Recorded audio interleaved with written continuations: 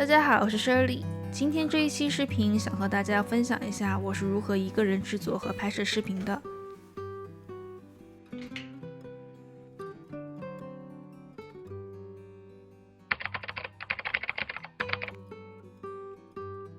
我使用的是这台索尼阿尔法73，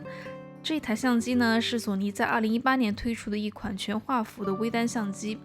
业界评价也是非常好。虽然它的价格有一些贵，但是我用到现在也是非常满意的。首先它的画质非常棒，成像效果也很好。第二呢，因为它有很专业的这个 log 拍摄模式，所以它调色空间非常大，画面会更加有电影感。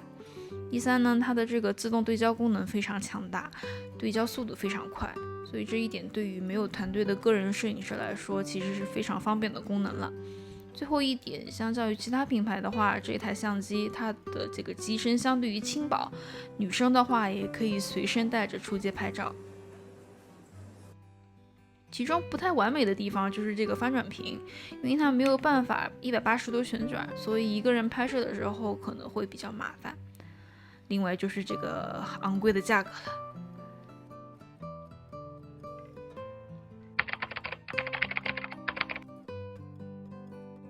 我现在用的呢，主要是这两个镜头，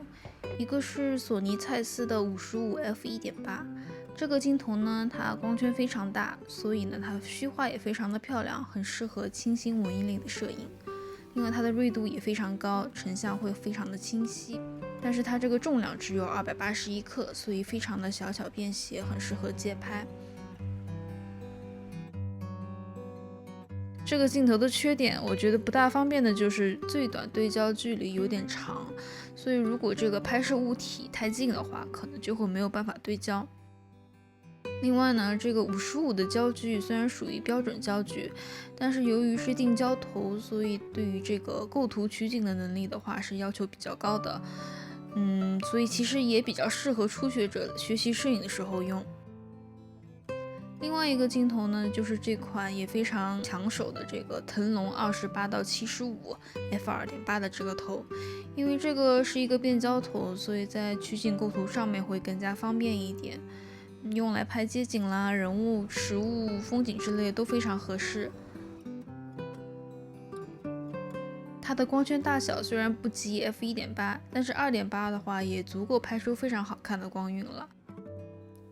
然后由于它这个最短对焦距离也蛮短的，所以也可以近距离的拍摄实物。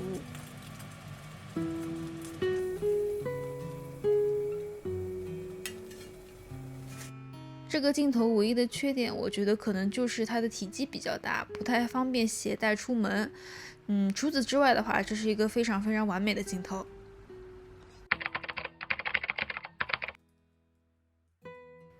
我在家里拍摄的时候都是会使用三脚架的，但是我用的这一款呢，还是一开始学习摄影的时候买的初级款，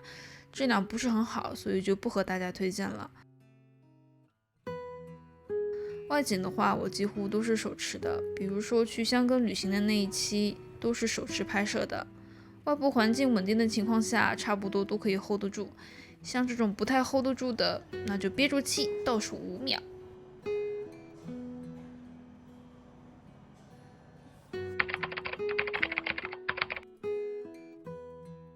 平时拍摄 vlog 时没有使用收音设备，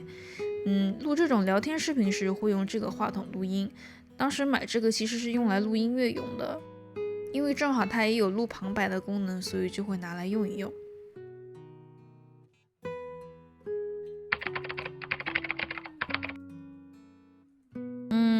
有时候有，有时候没有。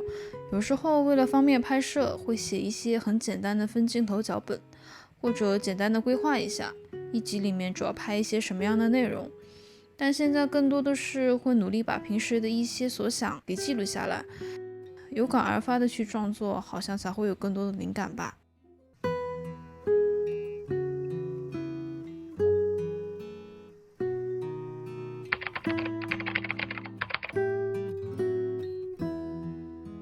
如前面所讲，因为目前我只有一台阿尔法73，所以我的视频都是人为的分级拍摄。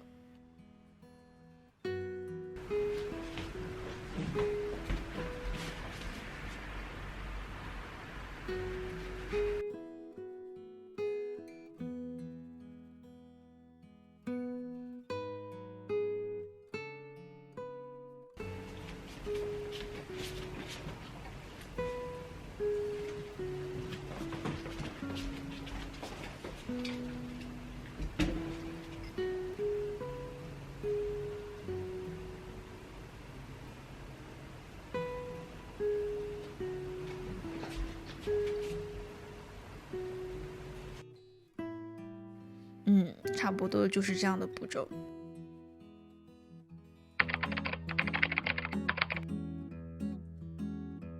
我用的呢是 FCPX Final Cut Pro X， 这款软件呢只有苹果系统可以用，它相较于 Premiere 功能会少一点，但是它的操作会稍微简单一点。正版的话可以一次性买下，不用每个月付钱。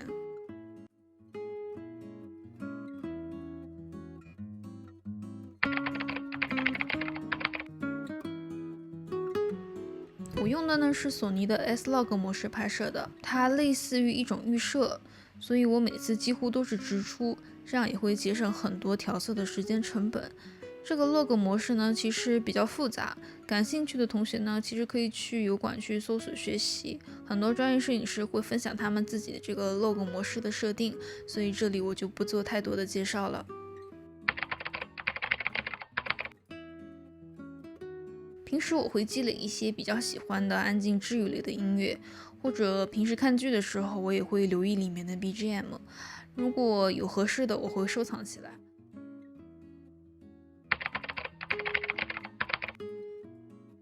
入门相机或者是预算有限的话，其实我比较推荐这台佳能 G7-2。其实如果有很早关注我的小可爱会发现，我的前期的一些 vlog 的话，有一些部分是用这台机器拍摄的。其实作为一个卡片机来说，这款机器其实已经性价比非常高了。除了视频的成像质量可圈可点，24到100的这个变焦，另外它的光圈最大可以达到 f1.8，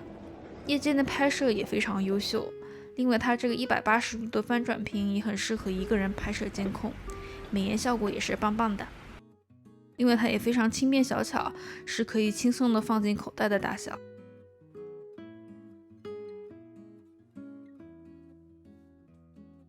所以如果是入门拍摄 vlog 的话，我还是很推荐这款相机的。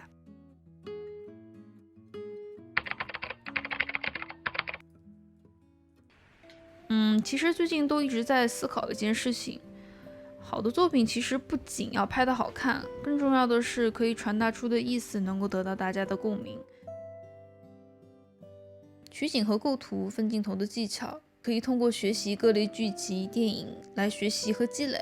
但日常生活中的闪光点，需要留意生活中的细节和点滴，细细的品味和感受，这样子拍出来的 vlog 也许才算是一个好作品吧。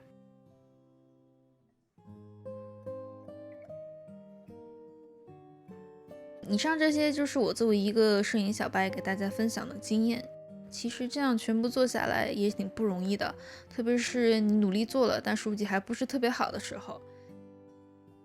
所以真的很感谢一直以来和我互动的大家，